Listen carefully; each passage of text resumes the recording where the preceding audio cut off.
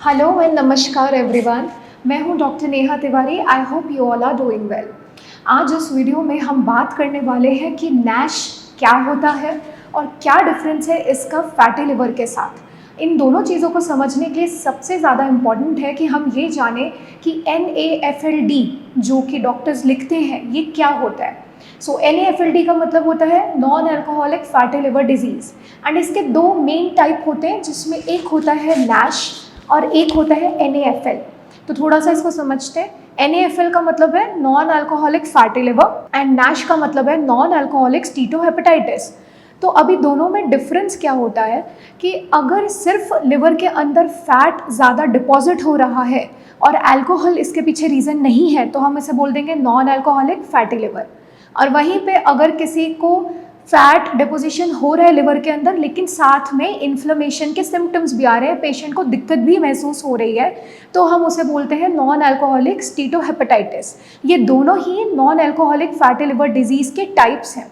अब नैश के बारे में थोड़ा सा डिटेल में समझते हैं। नैश एक सिवियर NAFLD का पार्ट है, मतलब जब non alcoholic fatty liver disease आगे बढ़ जाती है तब जाके नैश स्टार्ट होता है। अभी नैश का सबसे बड़ा प्रॉब्लम क्या होता है कि इसका इनिशियल टाइम पर तो कोई सिम्टम नहीं आता, लेकिन जब आता है तो मेजर सिम्टम्स बनते हैं और यही नैश आगे चल के liver fibrosis and liver cirrhosis भी करता है, मतलब एडवांस लिवर डिजीज़ जिसे क्रोनिक लिवर डिजीज़ बोलते हैं, वहाँ तक पेशेंट को लेके जाता है। अब क्या कारण हो सकते हैं नैश के, इनको समझते हैं। पहला कारण जो बहुत कॉमनली आपको देखने को मिलेगा वो है शुगर। जिनको डायबिटीज़ मेलाइटस टाइप 2 होता है उनमें अधिकतर पाया गया है कि उनके लिवर पर भी अफेक्ट होता है और आगे चल के उनको ये दिक्कत बन सकती है। दूसरा कारण आपको देखने को मिलेगा ओबेसिटी। तो जिनका जो बॉडी फैट है वो ज़्यादा है और बॉडी टेंड करती है कि वो बहुत ज़्यादा फैट को रखे अपने अंदर, मोटापे से ग्रस्त लोग या मोटापे की ओर जाने वाले लोग, ऐसे लोगों में भी हमें ये चीज़ ज़्यादा देखने को मिलती है।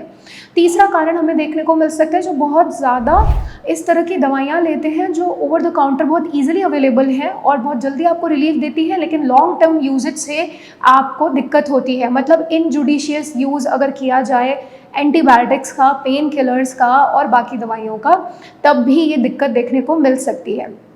अब रीज़न चाहे कुछ भी हो, अगर लिवर नैश के अंदर चला जाता है तो कुछ सिम्टम्स बनते हैं, जिस तरह की भूख ना लगना, कुछ भी खाने के बाद पेट भारी लगना या फिर गैस बनना, इसके साथ वॉमिटिंग जैसा मन भी हो सकता है, मितली आना जिसे हम बोलते हैं, उल्टी भी हो सकती है जिसमें आपको गाज यानी फ्रोदी सा कुछ मटेरियल निकले तो हम मानते हैं कि बिलियस वॉमिटिंग हो रहा है, जो बाइल है वो निकल के बाहर आ रहा है। इसके अलावा एंकल एडिमा, पैरों में आपको थोड़ा सा एडिमा यानी सूजन देखने को मिल सकती है।